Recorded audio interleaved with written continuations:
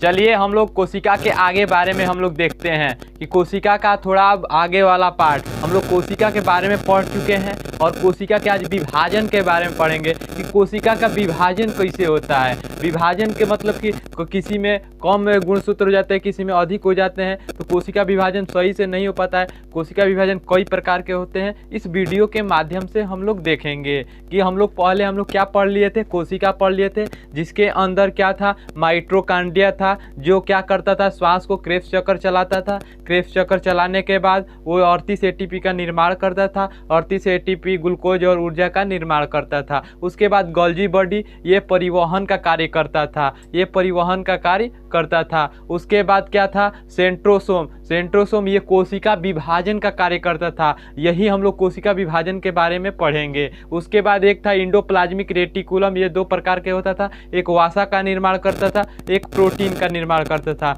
उसके बाद क्या था, उसके बाद था न्यूक्लियस। न्यूक्लियस यानी केंद्रक, ये कोशिका का दिमाग कहा जाता था और कोशिका का नियंत्रण यही करता था। उसके बाद लाइसोसोम जो आत्महत्या की थैली कहा जाता था। आत्महत्या की थैली वो खुद ही मर जाता था और पूरे कोशिका के अंग को भी मार डालता था, इसलिए कोशिका का ये आत्महत्या की थैली कहा जाता था। चलिए हम लोग आगे देखेंगे कोशिका विभाजन क्या किस में होता है, कैसे होता है। उसके जंतुओं में कोशिका विभाजन किसके कारण होता है, पादपों में कोशिका विभाजन किसके कारण होता है, इसके बारे में हम लोग जानेंगे। चलिए देखते हैं। तो कोशिका विभाजन जंतुओं में सेंट्रोसोम में होता है। सेंट्रोसोम क्या अभी हम बताएं कि कोशिका विभाजन सेंट्रोसोम के कारण होता है, तो जंतुओं में सेंट्रोसोम के कारण होता है। लेकिन पादपों में क्या होता है, सेल प्लांट के कारण होता है। पादपों में किस में होता है, सेल प्लांट के कारण होता है। तो जंतु में पूछेगा कोशिका विभाजन किसके कारण होता है, तो जंतुओं में सेंट्रोसोम के कारण और पादपों में यानी पेड़ पौधों में सेल प्लांट में होता है। चलिए देखते हैं कोशिका विभाजन। कोशिका विभाजन रियल में 3 प्रकार के होते हैं। एक होता है असूत्री विभाजन, एक होता है असूत्री विभाजन, दूसरा होता है समसूत्री विभाजन और तीसरा होता है अर्धसूत्री विभाजन। ये क्या होते हैं तीनों, इसके बारे में चलिए हम लोग देखते हैं। तो असूत्री विभाजन में क्या होता है ना कि कोशिका बीच से धीरे धीरे दबने लगती है और 2 भागों में टूट जाती है, तो उसको बोलते हैं असूत्री विभाजन। ये नॉर्मल तरीके से देखा जाए तो जीव छोटे छोटे जीव जो होते हैं ना, जैसे विषाणु, सूक्ष्म जीव, ऐसे प्रोकैरियोटिक जीव में ये होते हैं। और क्यों असूत्री विभाजन, तो छोटे छोटे जीव जंतुओं में होते हैं। प्रोकैरियोटिक वाले जो भी जीव होते हैं उनमें असूत्री विभाजन होता है। तो सूक्ष्म जीव, जीवाणु, विषाणु, सूक्ष्म जीव और प्रोकैरियोटिक वाले जितने भी जीव हैं ना, ये कौन सा है, उसमें विभाजन होता है असूत्री विभाजन होता है। समसूत्री विभाजन क्या होता है, तो समसूत्री विभाजन यानी सम से ऐसे ही लग रहा है कि समान गुणसूत्र होंगे। अगर इसमें जितना होगा तो दूसरा भी टूटेगा तो उसमें उतना ही गुणसूत्र होगा। तो इसमें क्या होता है, यह सिर्फ कायिक कोशिकाओं में ही होता है। यह सिर्फ कायिक कोशिकाओं में ही होता है, यानी शरीर के हम लोग 90% भाग, 99% भाग ये हमारा कायिक कोशिका ही है। हमारे शरीर में 90% भाग समसूत्री विभाजन होता है। सिर्फ 1% भाग में ये समसूत्री विभाजन नहीं होता है। कौन सा विभाजन होता है, अर्धसूत्री विभाजन होता है। तो समसूत्री विभाजन किसमें नहीं होता है, तो ये शुक्राणु और अंडाणु में नहीं होता है। शुक्राणु और अंडाणु में नहीं होता है। तो समसूत्री विभाजन किसमें नहीं होता है, शुक्राणु और अंडाणु छोड़कर सभी में समसूत्री विभाजन होता है। यानी हमारे शरीर में जितने भी अंग है ना, ये समसूत्री विभाजन के कारण ही ये क्या होते हैं, एक दूसरे से टूट जाते हैं। जैसे छिपकली का पूंछ अगर कट जाता है ना तो वो जम जाता है, फिर ये समसूत्री विभाजन के ही कारण ये छोटे छोटे जीव जंतुओं को कुछ भाग कट जाने के बाद भी वो ठीक हो जाता है। ये समसूत्री विभाजन के ही कारण होता है। जैसे हम लोग को कोई मार देता है तो हम लोग को यहाँ पर काला हो जाएगा, चाहे जहाँ लग जाता है वहाँ पर काला हो जाता है, वहाँ की कोशिकाएं मर जाती है। धीरे धीरे आगे थी आसपास वाली कोशिका मिल करके एक दिन सही से वो उसका वहाँ पर भी कोशिका का निर्माण कर देती है। ये समसूत्री विभाजन के ही कारण होता है। और कुछ दिनों के बाद वो नॉर्मल स्किन की तरह वो भी हो जाता है। चलिए ये देखते हैं अब अर्धसूत्री विभाजन क्या होता है। अर्धसूत्री विभाजन सिर्फ शुक्राणु और अंडाणुओं में होता है, शुक्राणु और अंडाणुओं में होता है। ये जैसे कि हम लोग पढ़े थे गुणसूत्र में कि मेल में, ये मान लो कि ये फीमेल है, ये फीमेल है, ये मेल है, तो इसमें 22 इसमें 22 और 22 मिलकर क्या बनेंगे 44। इसमें का अगर फीमेल होगा तो X रहेगा और मेल होगा तो XY होगा, मेल होगा तो XY होगा। अगर ये फीमेल का X हमेशा आएगा, अगर मेल वाला X आएगा तो लड़का बनेगा, बॉय बनेगा। और अगर लड़की वाला तो हमेशा X आएगा, लड़का वाला Y आ गया तो ये क्या बन जाएगा, ये हमेशा ये XX तो लड़की हो जाएगी और XY होगा तो लड़का हो जाएगा। ये अर्धसूत्री विभाजन के ही कारण होता है। इसमें एक आगे हम देखेंगे। चलिए देखते हैं कि अर्धसूत्री विभाजन में क्या होता है ना, कि जैसे कि हम लोग जैसे स्त्रियों में क्या होता है अंडाणु होता है यानी ओवम होता है, और पुरुषों में क्या होता है शुक्राणु होता है यानी वो क्या टेस्टिस, शुक्राणु यानी स्पर्म होता है। ये जो अंडाणु होता है ना ये एक ओवरी में बनता है, महिलाओं के ओवरी में बनता है यानी अंडाशय में बनता है। और ये जो शुक्राणु होता है ना ये पुरुषों को टेस्टिस में बनता है। कहाँ बनता है, टेस्टिस में बनता है। तो चलिए हम लोग देखते हैं आगे, तो थोड़ा आगे इसके बारे में। तो सिंड्रोम, इसके बाद सिंड्रोम क्या होता है, तो सिंड्रोम गुणसूत्र के कारण ही होते हैं। ये सिंड्रोम गुणसूत्र में कुछ कमियां आ जाती है जिसके कारण वो सिंड्रोम होने लगते हैं। देखिए आगे कैसे ये सिंड्रोम होते हैं। तो एक होता है टर्नर सिंड्रोम। ये क्या होता है, टर्नर सिंड्रोम। टर्नर सिंड्रोम में क्या होता है ना कि जहाँ गुणसूत्र की संख्या 46 होती है, जोड़ी में 23 होती है, तो वहाँ पे ये गुणसूत्र की संख्या 45 हो जाती है। कितना हो जाती है, 45 हो जाती है। तो ये टर्नर सिंड्रोम होता है ना ये सिर्फ स्त्रियों में ही होता है, पुरुषों में नहीं होता है। तो टर्नर सिंड्रोम में क्या होता है कि 46 के जगह 45 हो जाएंगी, और ये जो 45 होंगे ना तो वो बांझपन हो जाती है, वो महिलाएं बांझपन हो जाती है।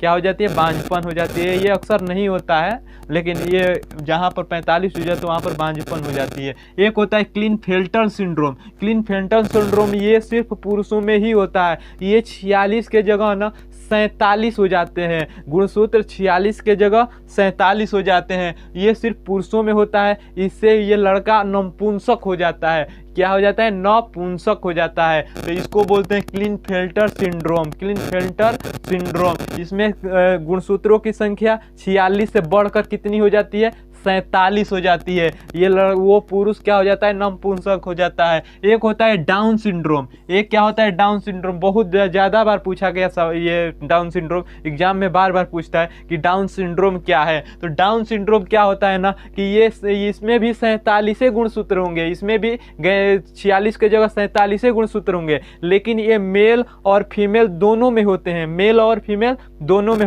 होते हैं। इसमें क्या होता है ना कि जिस बच्चे में यानी जिस मेल या फीमेल में होंगे ना उनका ये जीभ क्या होगा, मोटा हो जाता है। होठ और जीभ क्या हो जाते हैं, मोटा हो जाते हैं। जीभ और होठ मोटा हो जाते हैं। उनकी बुद्धि मंद बुद्धि वाले हो जाते हैं, मंद बुद्धि वाले हो जाते हैं। एक हमारे रिलेशन में एक लड़का है, नाम नहीं रखेंगे नहीं तो आ करके पीटने भी लगेगा।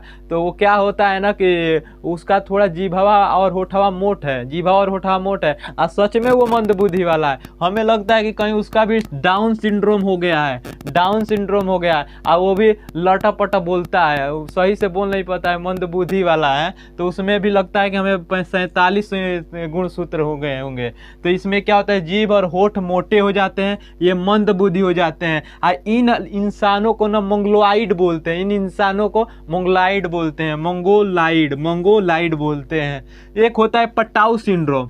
ये क्या होता है, एक तथा डाउन सिंड्रोम है, एक होता है पटाऊ सिंड्रोम। पटाऊ सिंड्रोम में भी 47 होते हैं, 46 के जगह 47 होते हैं, लेकिन इनका इसमें क्या अंतर होता है, ये भी मेल और फीमेल दोनों में होते हैं। इसमें भी सिर्फ मंद बुद्धि वाले होते हैं, ये मंद बुद्धि वाले होते हैं। और जो ऊपर वाला होठ होता है ना, ऊपर वाला होठ ये मोटा होता है, ये ऊपर वाला होठ मोटा होता है, और उसमें होठ और जीभ दोनों मोटा होता है। वो भी मंद बुद्धि वाले होते हैं, ये भी मंद बुद्धि वाले होते हैं, ये भी मंद बुद्धि वाले होते हैं। तो कोशिका के बारे में हम लोग ये समझ गए कि कोशिका विभाजन कैसे होता है कोशिका विभाजन? 3 प्रकार का होता है। एक असूत्री विभाजन, एक क्या होता है, एक असूत्री विभाजन होता है, एक समसूत्री विभाजन होता है, एक अर्धसूत्री विभाजन होता है। अगर सिंड्रोम में हम लोग क्या पढ़े थे, सिंड्रोम में गुणसूत्रों के कारण, कमी होने के कारण ये क्या होता है, कमी या बेसी होने के कारण सिंड्रोम होता है, जिसमें एक टर्नर सिंड्रोम जिसमें 45 और 46 के जगह 45 हो जाते हैं, ये स्त्रियों में होता है, जिससे स्त्रियां बांझपन हो जाती हैं।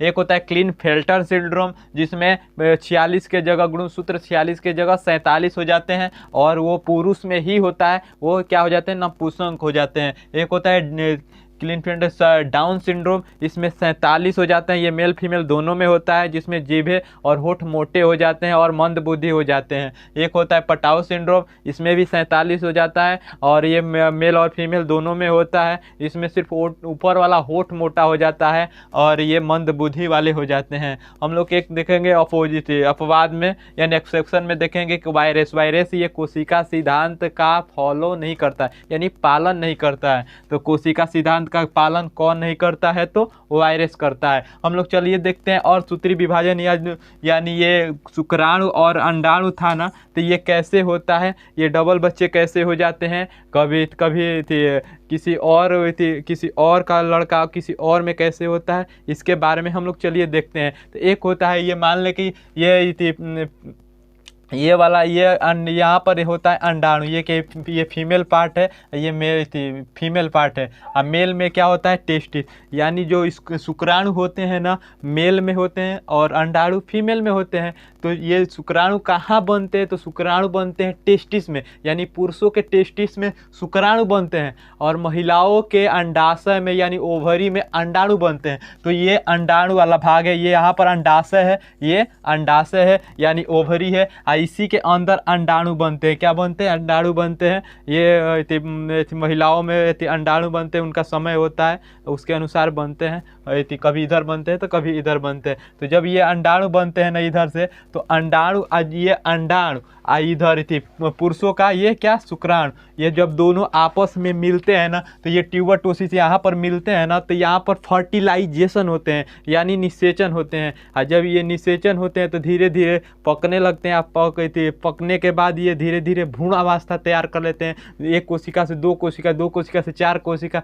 ये जब टूटने लगते हैं तो ये कुछ भ्रूण अवस्था जब भी होते हैं ना, तो यहाँ पर पकने के बाद फर्टिलाइजेशन यहाँ पर होता है ट्यूबरटोसिस में। यही यहाँ पर आकर के यहाँ पर यूट्रस में क्या हो जाते हैं, इकट्ठा हो जाते हैं, यहाँ पर भ्रूण का तैयार होता है और समय के अनुसार बच्चे का निर्माण हो जाता है। भ्रूण अवस्था तब तक कहा जाता है जब तक पृथ्वी पर बच्चा नहीं आया हो। जब पृथ्वी पर बच्चा आ जाएगा उसको शिशु कहा जाता है। तो ये यहाँ पर निषेचन होता है, उसके बाद यहाँ पर बच्चे आते हैं। तो ये क्या होता है ना कि कभी कभी यहाँ पर ट्यूबरटोसिस है, ये ट्यूबरटोमी मध्य थी, ये जो इस लाइन को कहते हैं ना, ये ट्यूबरटोसिस कहते हैं। तो ट्यूबरटोसिस में क्या होता है ना कि कभी कभी पतला होता है, जिससे शुक्राणु और अंडाणु सही से नहीं मिल पाते हैं। तो ये क्या होता है कि बच्चा होने में दिक्कत होती है। तो मेल या फीमेल के डॉक्टर के पास जाते हैं और डॉक्टर सलाह देता है कि मतलब ये प्रॉब्लम है। तो वो क्या करता है ना डॉक्टर कि वो फीमेल का अंडाणु और मेल का शुक्राणु ये दोनों आपस में बाहर निकाल करके वो अपने इथी के यंत्र के द्वारा वो बाहर निकालेंगे और एक इथी में लेंगे और उसको निषेचन बाहर निषेचन कराएंगे यानी फर्टिलाइजेशन कराएंगे। अगर वह फर्टिलाइजेशन करा के अगर उस मेल फीमेल में डाल दिया जाता है तो वो लड़का हो जाता है। तो इस वाले सिस्टम को ट्यूबरटोसिस मदर कहते हैं। इस वाले सिस्टम को ट्यूबरटोसिस मदर कहते हैं कि बाहरी निषेचन कराकर उसी फीमेल में फिर तैयार बच्चे का तैयार करना, उसको ट्यूबरटोसिस मदर कहते हैं। और कभी कभी क्या होता है कि वो कभी कभी हीरोइन को आप देखे होंगे कि वो कुछ उसका मतलब कि वो प्रेग्नेंट नहीं है उसका, लेकिन लड़का हो गया है। कैसे होता है उसको देखो, कभी कभी फिल्म में होता है कि फिल्म में हीरोइन को बनाना पड़ता है फिल्म उलिम, तो वो अपना अंदर बच्चा को तैयार नहीं करना चाहती हैं क्योंकि उनका दिक्कत होगा। फिल्म उलिम में भाई उन लोगों को इधर उधर एकदम कसरत का जिम उम करना पड़ता है तो दिक्कत होती है। तो वो क्या करते हैं ना कि डॉक्टर के पास जाते हैं और डॉक्टर को क्या करते हैं कि वो हीरो हीरोइन का क्या अंडाणु और हीरो का क्या शुक्राणु, मैंने जो भी होंगे हीरो हीरोइन जो भी होंगे तो उनका शुक्राणु ले करके और दोनों को निषेचन कराएंगे। क्या कराएंगे? निषेचन कराएंगे। और एक कोई औरत के दूसरे गरीब घर के औरत में जो भी हो, कोई भी हो सकता है, तो उसके अंदर वो क्या करेंगे, फटी थी निषेचन कराकर उसके अंदर डाल देंगे। ये डॉक्टरों की थी चाल होती है, जिसमें पैसा वैसा ले करके गरीब औरतें को अपने कुछ पैसा दे देते हैं और 80% पैसा अपने पास रख लेते हैं और सभी जिम्मेवारी हीरोइन को दे देते हैं खाने पीने को, कि वो आप इसको खिलाइएगा, आपका बच्चा है, आपका सही से होगा। तो ये क्या होता है कि वो हीरो हीरोइन को ये क्या करते हैं, निषेचन करा करके वो अंडाणु और शुक्राणु को निषेचन कराएंगे और ये फीमेल थी, ये जो निषेचन कराने के बाद किसी और महिला में डाल देंगे तो उस महिला में उसका बच्चा तैयार होगा और बच्चा तैयार हो जाएगा। 9 महीने बाद वो लड़का हो जाता है। तो वो लड़का को हीरो जो जिसका होगा वो शुक्राणु और अंडाणु वो ले लेता है, डॉक्टर को पैसा देता है, कुछ इसको दे देता है। कभी कभी इसका गलत इस्तेमाल हो जाता है, कभी कभी लड़का मतलब कि कभी टेढ़ा मेढ़ा हो गया तो वो लड़का लेते नहीं है, वो औरतें फंस जाती है कि अब हम क्या करें। तो कभी कभी ऐसे होता है। कभी कभी ये भी होता है कि उसका लड़का अच्छा हो जाए, कोई बोल दे कि ये राजा बनेगा, तो वो भी नहीं देती है। तो ऐसे ऐसे गलती कभी कभी इस्तेमाल हो जाते हैं। तो इस तरीके से ये होता है, यहाँ पर लड़का तैयार होता है, यहाँ पर अंडाणु तैयार होते हैं, यहाँ पर निषेचन होते हैं और यहाँ पर निषेचन होने के बाद यहाँ पर लड़का तैयार हो जाता है। कभी कभी डबल बच्चा हो जाते हैं। देखिए कैसे होते हैं। तो एक होता है, मान लीजिए कि ये अंडाणु है और ये क्या है, शुक्राणु है। तो अंडाणु जब शुक्राणु में जाता है तो एक लाखों अंडाणु होते हैं और लाखों शुक्राणु होते हैं, लेकिन वो दो सभी एक नहीं वो निषेचन कर पाते हैं, उसमें से एक ही निषेचन कर पाता है। यानी एक ही शुक्राणु क्या करता है, निषेचन करा पाता है एक अंडाणु से। शुक्राणु तो बहुत जाते हैं, लेकिन मिनिमम अगर बच्चा होने के लिए 7 ml शुक्राणु होना अनिवार्य है, क्योंकि कुछ शुक्राणु इधर चले जाते हैं, कुछ शुक्राणु इधर चले जाते हैं, कुछ ऐसे ही नष्ट हो जाते हैं। तो लड़का या लड़की होने के लिए 7 ml शुक्राणु का होना अनिवार्य है। अगर उससे कम रहेगा तो लड़का लड़की होने में दिक्कत होती है। तो ये मान लें कि यहाँ पर शुक्राणु होता है, तो ये जब ओवरी थी अंडाणु खुलता है ना, तो ये क्या शुक्राणु उसमें चला जाता है और वो धीरे धीरे पकने लगता है। वो कई कोशिका का निर्माण कर देता है, बाद में बच्चे का निर्माण हो जाता है। कभी कभी 2 शुक्राणु घुस जाते हैं ना एक के साथ, तो उसमें डबल बच्चा हो जाता है। क्या हो जाता है, डबल बच्चा हो जाता है। तो डबल बच्चा कैसे होता है, इसमें 2 शुक्राणु चले जाते हैं और कभी कभी 2 अंडाणु में एक ही शुक्राणु चला जाता है, उसमें भी डबल बच्चा होते हैं। लेकिन दोनों में यही अंतर है कि जब दोनों अंडाशय में एक शुक्राणु जाएगा तो वो मादा के ऊपर होगा, यानी उनके चेहरा जो होते हैं वो समान होते हैं, उनकी हर चीज़ें लगभग समान होती हैं, सिर्फ फिंगर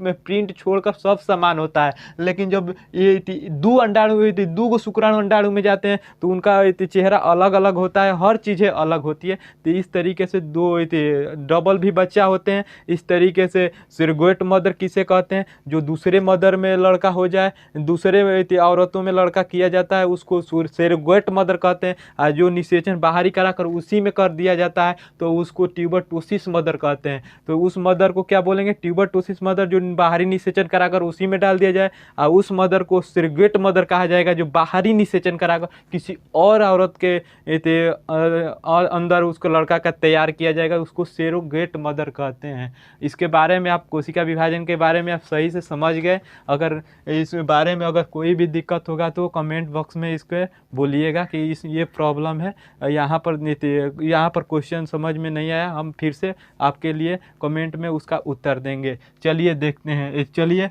इसके साथ समाप्त करते हैं। जय हिंद, जय भारत।